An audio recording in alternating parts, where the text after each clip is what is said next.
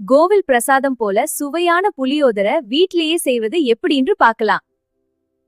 எண்ணெய் நிறைய இருக்கணும், அதுதான் ருசியின் ரகசியம். பிறகு கடுகு, கடலைப்பருப்பு, உளுத்தம்பருப்பு, வேர்க்கடலை, சிவப்பு மிளகாய், கறிவேப்பிலை சேர்த்து தாளிக்கவும்.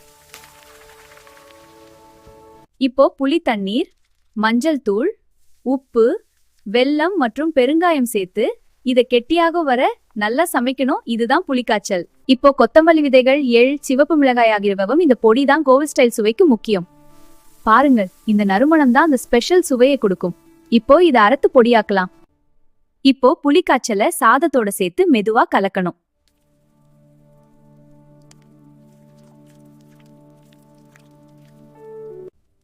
கொஞ்ச நேரம் சாதம் நல்ல ஊறினதுக்கு அப்புறம் சாப்பிட்டாதான் முழு சுவை கிடைக்கும். முதல்ல கடவுளுக்கு நைவேத்தியம், பிறகு நாம சாப்பிடலாம்.